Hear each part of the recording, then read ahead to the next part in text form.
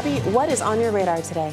Well, Brianna, former President Donald Trump is ineligible to run in the Republican presidential primary and ultimately to run for president, according to yesterday's incendiary decision by the Colorado Supreme Court. Now, there are many reactions one could have to this surprising, divisive 4-3 decision, which will be appealed to and ultimately decided by the 9 justices of the U.S. Supreme Court. But one thing is abundantly clear. The anti-democratic agenda of supposedly pro-democracy political figures has been nakedly exposed for once and for all. Now, recall that for months, for years, really for as long as Donald Trump has been a serious political figure on the national scene, we have heard warnings from Democratic officials, from the mainstream media, political scientists, historians, everyone else who forms the expert class, that Trump represents an existential threat to democracy. According to them, this was true before Trump became president, it was true while he was president, and it was especially true after he exited the presidency in a fit of inchoate rage. The unique danger posed by a second Trump term in office, were Trump to return to the White House in 2024, meant that the rules were going out the window. His opponents are determined to stop him at almost any cost. Indeed, Trump is facing numerous criminal indictments at the state and federal level connected to his fruitless and ultimately counterproductive efforts to remain in power after the 2020 loss. But yesterday, the anti-Trump legal movement pulled off the first step of a coup to bar Trump from seeking the presidency again at all. Let me say that again, a coup. That's what it is. Let's be clear. It's a coup resulting from a decision by a progressive legal group, Citizens for Ethics and Responsibility in Washington, to use entirely unprecedented means to keep Trump's name off the ballot next November. Crew and various legal scholars of both a liberal and also a never-Trump Republican variety have tried to argue that Section 3 of the 14th Amendment to the U.S. Constitution prohibits insurrectionists from holding office, and that this provision applies to Donald Trump due to his actions on and before January 6, 2021. Now, it's universally accepted that Section 3 was intended to apply to former Confederates who had betrayed their oaths to support the Constitution by taking up arms against the United States. Whatever one thinks of Donald Trump and his foolish antics on and before January 6, the president's oath is to preserve, protect, and defend the Constitution. Moreover, Trump has never been convicted of inciting an insurrection, but according to Colorado justices, who, by the way, were all elected by Democratic governors, it's up to the candidates to prove his innocence and thus his eligibility in the same way that candidates for president have to prove that they were born in the U.S. and have reached 35 years of age. Now, I won't pretend that this legal case is crystal clear. We are obviously treading in some very murky waters. A lower courts judge, for example, ruled that Trump did in fact engage in insurrection, but that Section 3 did not apply to the office of the presidency. But look, there's a broader point here, and it has nothing to do with whether there's some technicality upon which a partisan and weaponized justice system could conceivably rest its singularly focused prosecution of Donald Trump. You are free to think Trump is unfit for office, and you are free to think the legal system should hold him accountable.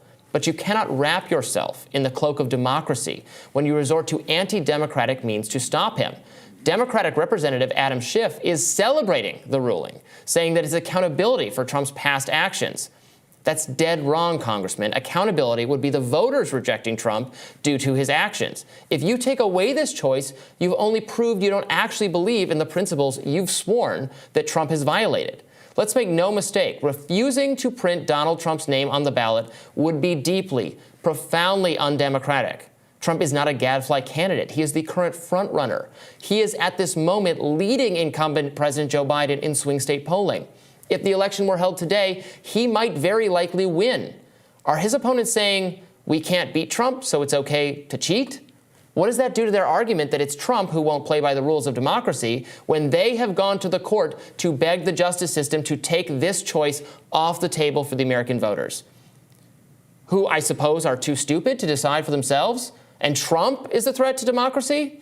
I can't put it any better than libertarian former Congressman Justin Amash, who writes, quote, "The opinion of the Colorado Supreme Court is shameful and runs completely counter to our constitutional system. Donald Trump was not removed from office by Congress for engaging in insurrection. Donald Trump has not been criminally convicted in a court of law of engaging in insurrection. Whatever you believe about whether Donald Trump engaged in insurrection has no bearing on whether he's eligible to run for president. No legislative, executive, or judicial body of a state should engage in extra-constitutional decision-making to disqualify a federal candidate from the ballot. This isn't accountability. It's an assault on due process of law. It undermines our electoral system and threatens every federal candidate for office. End quote. Now, for what it's worth, this effort may ultimately help Trump. That's because there's practically no way on earth that the Supreme Court will co-sign Colorado's recklessness. If they did, it would tear the country apart. It would tell millions of the people that they were not allowed to cast their ballots for their preferred candidate. This would erode faith in our institutions to an absolute breaking point. It would embolden anti-democratic forces, as it would expose our democratic system as fraudulent. Political figures who swear that Trump is a depraved maniac are demonstrating they need to look in the mirror. I am reminded, actually, of the pivotal scene in the Star Wars prequel movies, where the hypocrisy and hollowness of the Jedi commitment to democracy is exposed for Anakin Skywalker to see, resulting in his transformation into the sinister Darth Vader. If our elected leaders, our keepers of the peace, our protectors of the law, if they don't trust democracy to prevail over evil in the long run, if they must corrode and corrupt democracy because one outcome or another is too dangerous to be permitted, then they are the ones who have betrayed their oaths to the Constitution.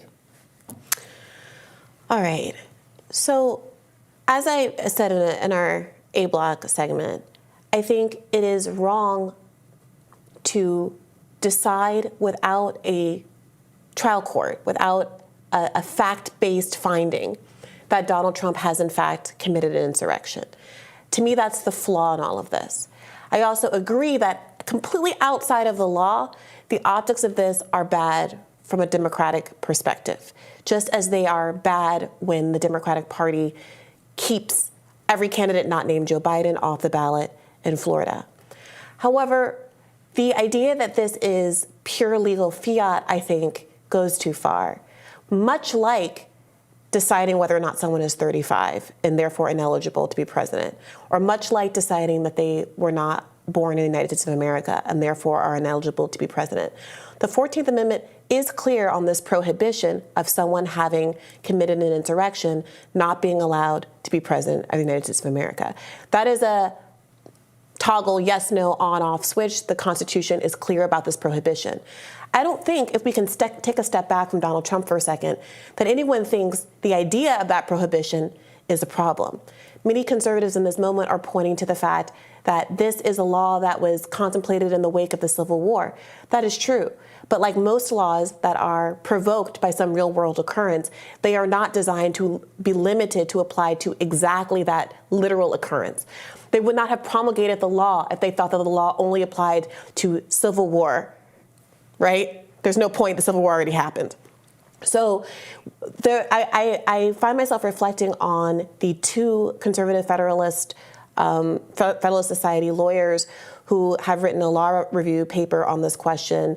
And there was a article write-up on it in the New York Times that came out over the summer. And they came to this, they say, as originalists, this is not a constitutional law review strategy that I agree with, but they are originalists, they are conservatives, they are Federalist Society people, who said they came to this question genuinely wanting to know the legal answer. And their assessment was that there are legal grounds for this. They say, they take for granted that he committed an insurrection. That part of their analysis I would quibble with. But they say that the provision in the 14th Amendment was written in a way that is broad.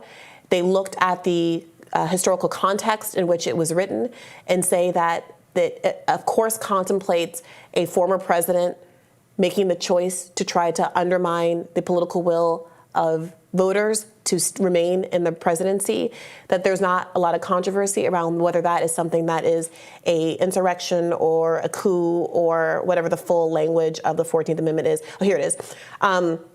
It bars those who have taken an oath, quote, to support the Constitution of the United States from holding office if they then shall have engaged in insurrection or rebellion against the same or given aid or comfort to the enemies thereof. So I do think that there is a bit of a conflation here that's happening. Is there a political problem here? Is this an optics problem here? Did Donald Trump, through his behavior, get us into a place where he has violated the law in such a way that might preclude him from legally being able to be president? Yes, but the accountability here should be at least as much on Donald Trump and him putting him and his party and his supporters in this position as it is on a provision of the Constitution that is what it is, that in fact is there to safeguard the American public from having people that would not respect the outcome of election results be in a position to, frankly, do that again. I mean, but the ultimate safeguard has to be the people rejecting that person of their own free will. And look, I hear you, and I'm not, and I hope I made clear in what I said, I am not saying there's absolutely no legal case for doing this. There clearly is. Smart people have articulated one. I understand the argument. I would quibble with whether Trump's actions are bad. I've said I supported him being impeached and removed from office over them. I think whether his actions to remain in power constitute an insurrection or rebellion that, to my mind, summons deliberately violent means or the taking up of arms, which was not part of the Trump scheme that we both consider to be the more compelling stuff that he did. I would quibble with that because I think they were in fact specifically talking about Confederate officers, people who had taken up arms. There's the question of whether, given the way Section 3 is worded, did they mean to apply it to the presidency? Because if a state disqualifies a state official, federalism, I mean, there's more, that's more understandable and permissible, whereas this is essentially a state disqualifying this person, like, for the entire nation, which is also a different thing, and why the presidency might be accepted. So anyway, there's so many, it's debatable. It's clearly debatable. Given that it is not 100% airtight, I think you have to leave the choice to the people. Look, this is all I'd say. Which I know we're just having a discussion this is all I say is that arguing. I could also say, well, let's let the people decide if someone's 35. Clearly, Olivia Rodrigo is not old enough to be president. But Americans know that, and they're smart enough to just choose not to vote for Olivia Rodrigo. None of us would allow that. We could say, oh, it's clear that, sorry, Cenk, but Cenk Uygur is not eligible to be president because he wasn't born in the United States. Maybe we should get rid of that law. But today, he's not eligible to be president. So let's just trust the process, and he can be on the ballot, and we'll just trust Americans not to vote for him despite him not being eligible because he wasn't born in this country. But that's not the logic we would apply in those scenarios, and everybody listening to this knows that. So this cannot be, I understand emotionally the political implications of this and the optics of it. And I agree that they're not good. But we would not be making the argument that it's anti-democratic not to just let Olivia Rodrigo shoot her shot if the law on the books Cenk is Uygur so did come on the show and argue that it was anti-democratic not to let him run for president. Yeah, sure. No, I hear you. Yeah. Well, I'm sure we'll be continuing to discuss this many times over as we wait for the Supreme Court to possibly take up this case and give us clearer guidance. More Rising right after this.